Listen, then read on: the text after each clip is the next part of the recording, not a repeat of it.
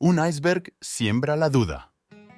Lo que hundió al legendario superlínea Titanic en 1912. Bienvenidos. Hoy vamos a hablar de una de las tragedias más famosas del siglo pasado. Vamos a hablar del Titanic y de lo que realmente mató al barco. ¿Por qué no había prismáticos a bordo? Es cierto que antes de que el transatlántico zarpara, su casco sufrió un incendio. Y lo que contó el pasajero Bajinak Bura, que no solo sobrevivió a aquella fatídica noche, sino que también dio el nombre de la verdadera causa de la destrucción del barco. Asegúrese de ver el vídeo hasta el final, para no perderse nada importante. Errores triviales. Muchos de ustedes saben que el legendario transatlántico Titanic realizó su primer y último viaje en 1912. El itinerario, de la ciudad inglesa de Southampton a Nueva York, a través del Océano Atlántico. Desgraciadamente, el mayor buque de vapor de la época chocó con un iceberg y se hundió. Esta es la versión conocida hasta hoy. Pero, ¿es todo tan inequívoco? Resulta que no.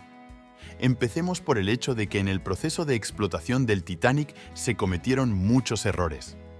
El propio casco estaba construido de metal y los remaches eran de hierro. Estos últimos simplemente no podían soportar la carga de la colisión con el iceberg. Pero en caso de que este elemento de construcción fuera de acero, entonces tal vez el casco podría soportar el impacto. Lo siguiente a lo que hay que prestar atención es a la ausencia de prismáticos a bordo del transatlántico, aunque ahora se especula con la posibilidad de que estuvieran en una sala especial. Tras zarpar el Titanic, se olvidó banalmente entregar al capitán la llave de esa misma sala. Ahora te das cuenta de que el iceberg podría haber sido visto a tiempo, pero la falta de un objeto tan importante para el capitán y la tripulación tuvo consecuencias trágicas. Los botes salvavidas del Titanic también gastaron una broma cruel a los pasajeros. La capacidad de los botes salvavidas en aquel momento se suponía que era de 60 personas. Sin embargo, se sabe que la capacidad se redujo 3 veces. La noche del 14 al 15 de abril, los botes estaban medio llenos debido a la insuficiente preparación de los pasajeros. Dígame sinceramente, ¿sabía que el capitán Edward John Smith suspendió su examen de navegación? Solo en el segundo intento consiguió aprobarlo. Es posible que el capitán, por su falta de experiencia, sea el responsable indirecto pero indirecto de la tragedia del barco y de más de 1.500 personas. Y aquí llegamos a lo más importante, la salida del Titanic el 12 de abril de 1912. Poca gente lo sabe, pero la primera señal que dio la voz de alarma fue una botella de champán sin romper. Y como puede imaginarse, con el paso de las décadas, la tradición de romper una botella se ha consolidado en muchos países del mundo. En el caso del Titanic, la botella no se rompió a la primera. Además, el Titanic viajaba a una velocidad superior a la reglamentaria. Por eso la posibilidad de una colisión era inevitable. El transatlántico físicamente no podía detenerse a tiempo ni rodear a su enemigo tras la detección tardía del iceberg. Y lo último de lo que intentan no hablar es del hecho del incendio en la parte inferior del casco del Titanic. Es muy probable que el incendio se produjera en la sala de calderas. Y sí, todos los responsables de la construcción y botadura del transatlántico lo sabían. Pero decidieron que ese defecto no afectaría al Titanic en sí. Pero las llamas dañaron el metal y debilitaron su principal propiedad, la resistencia. Y aquí podemos decir con certeza que el casco habría resistido la carga de la colisión, si no fuera por la parte dañada del transatlántico. Para que lo entiendan, Shannon Moloney, periodista de profesión, fue uno de los primeros en descubrir una mancha oscurecida en la parte inferior del casco. Parece haber sido causada por un incendio. Muchos de ustedes se preguntarán, ¿habría sido posible aplazar el viaje y arreglar así todos los defectos existentes? En teoría sí, porque mucha gente se dio cuenta de que los daños del Titanic eran menores. Pero hay una cosa, todos los billetes estaban agotados y el intento de prolongar la parada del transatlántico en el muelle amenazaba con llevar a la quiebra a la dirección de la compañía White Star Line.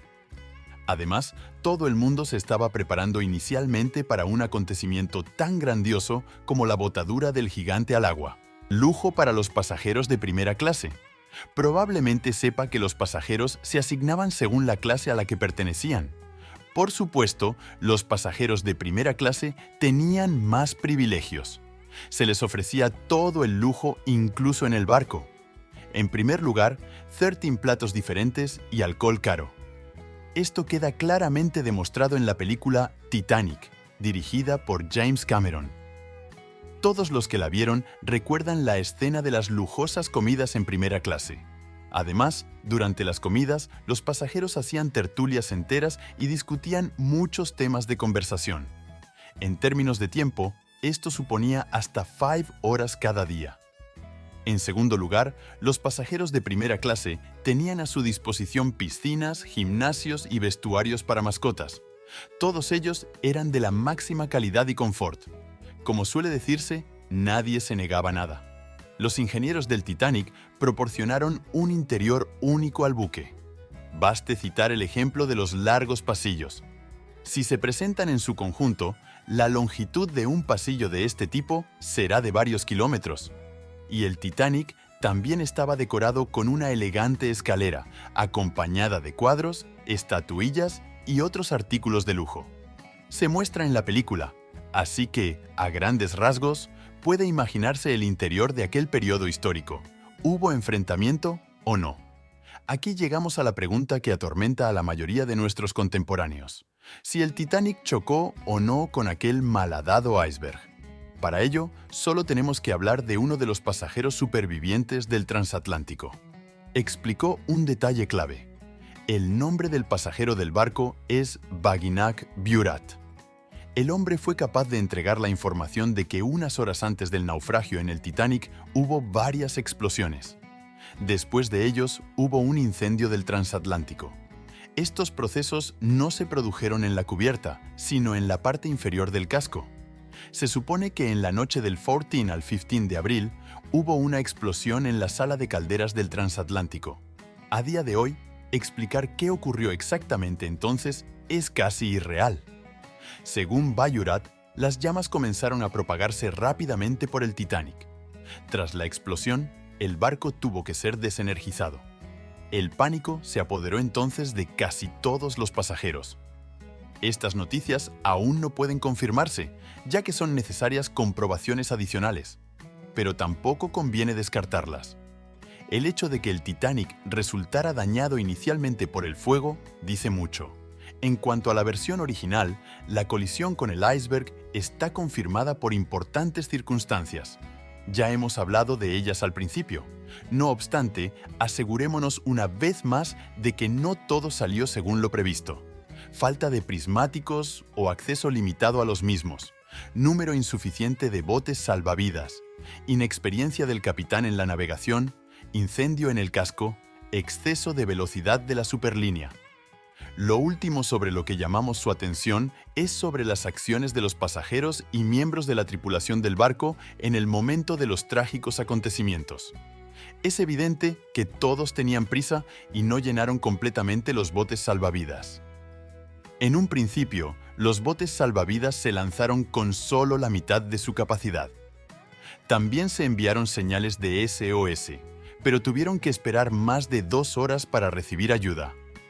Durante ese tiempo, el Titanic se hundió en el fondo del Atlántico. Pero esa noche se siguieron lanzando cohetes de señales. Por cierto, sí que había un barco Californian cerca, pero su tripulación no ayudó a las víctimas. ¿Por qué ocurrió esto? Según una versión, los tripulantes del Californian no se percataron de las señales debido a la dispersión e invisibilidad de las luces de señalización. Según otra versión, el Titanic considerado para los cazadores furtivos de buques, y por lo tanto decidió no ponerse en contacto con los presuntos infractores y se fue tan pronto como sea posible.